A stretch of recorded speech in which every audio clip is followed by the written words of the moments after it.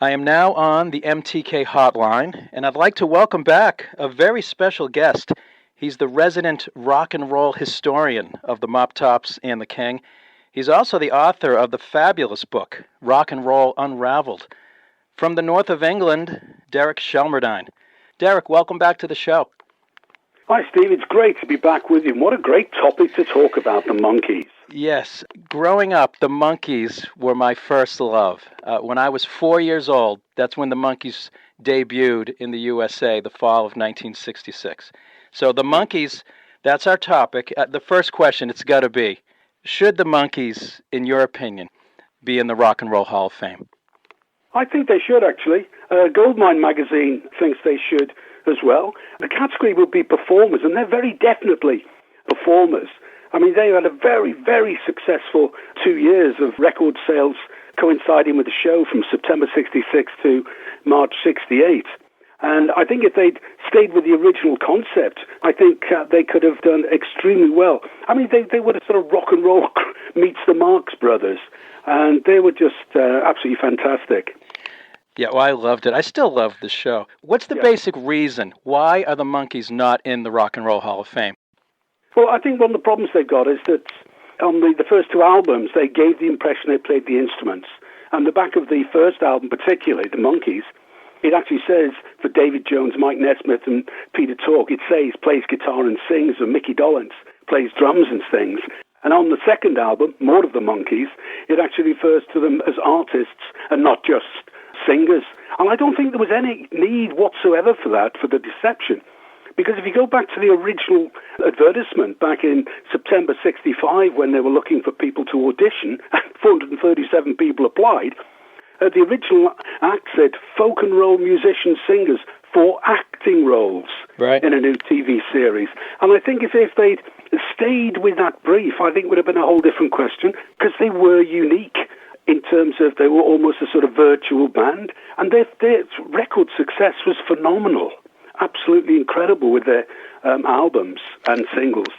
Yeah, they had 4 number one albums, 5 number one singles, if you count Cashbox in the USA. They owned those 3 years, didn't they? Or pretty close. Oh, absolutely. I mean, in 1967, the Monkees are the only act to have 4 number one albums in any given calendar year, 67. And they actually sold a reported 35 million albums, twice as many as the Beatles and the Stones combined. I think they deserve to be there. That's an amazing feat. Did the Monkees ever meet the Beatles?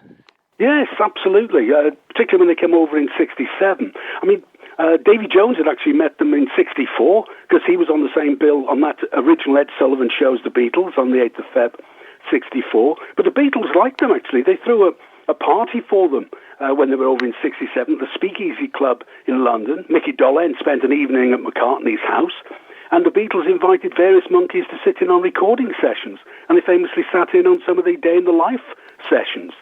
George Harrison's first album, Wonderwall, Pete Tork actually plays banjo on one of the tracks.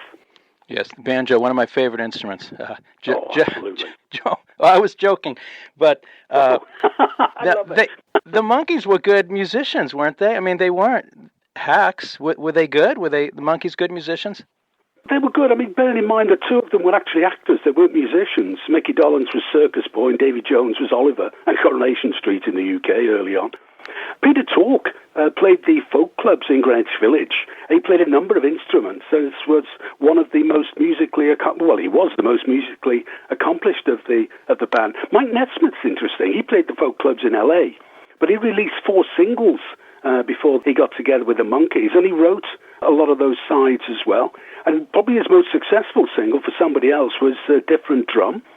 But, I mean, Mike Nesmith was definitely the most prolific of the songwriters. They all had writing credits, but he was definitely the most prolific. Indeed. We're speaking with Derek Shelmerdine. He's the resident rock and roll historian of the Mop Tops and the King. And we're talking about the Monkees today. Derek, in 1967, the Monkees took control of their own destiny, started playing their own instruments with the album Headquarters. Is that what led to their ultimate demise? I think that was one of the stepping stones, as it were. Things came to a head, really, with the release of A Little Bit Me, A Little Bit You. Don Kirshner, he was responsible for the musical content. He was very much driving the material, and Mike Nesmith was getting increasingly frustrated at not being able to play instruments and have his own songs used on the records and shows. Now, Don Kershaw issued Neil Diamond penned Little Bit Me, Little Bit You, and it was only in Canada, and the B-side was She Hangs Out, Jeff Barry and Ellie Greenwich. Now, the Monkees took very dim view of this release because they didn't know what was going on, and they took their grievances to producers, Bob Rafelson and Bert Schneider, and they very much took the Monkees' side. That Canadian single was withdrawn, and a new single was released with a Mike Nesmith song, The Girl I Knew Somewhere, actually made number 39 on the Billboard chart. And Don Kershaw was fired, and the Monkees took control of their own output. I'm not sure it did them any good, to be honest. That's a great song, though, The Girl I Knew Somewhere. Oh, yeah, absolutely.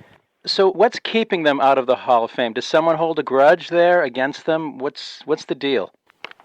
Well, Peter Tork, in an interview, says that, and I quote, the only person holding a grudge is Jan Wiener of Rolling Stone, because I think he took a particularly dim view of the implication they played the instruments on the first two albums. And Jan Wiener, of course, is co-founder of Rolling Stone magazine and was himself inducted into the Hall of Fame in 2004 as a Lifetime Achievement Award. So I think without him on your side, your chances of getting in now are pretty slim. I see. Before we go, Derek, what's the connection with the Monkees and Jimi Hendrix? Well, what happened was that Jimi Hendrix played the Monterey Festival in the June of '67. Mickey Dolenz and St. Peter Tork were in the audience. They loved him and invited him to open their upcoming tour. It was the headquarters tour. Very different audiences. I mean, the problem that Hendrix had was all he faced was chants of "We Want the Monkees" through the entire thing. He left after half a dozen or so gigs, but he stayed on really good terms with them. That is an amazing combination, the Monkees and Jimi Hendrix. Derek Shelmerdine, I want to thank you so much. It's always a pleasure having you on the show. We're going to send you off with a Monkees song, of course. Any faves that you want me to play for you? Well, I think Stepping Stone is probably my all-time favorite Monkees song. I think it's a fabulous song. Absolutely. Stepping Stone it is. Derek, thanks again for coming on the show. It was a pleasure. Have a great rest of the day. Oh, I really enjoyed talking to you, Steve. Cheers.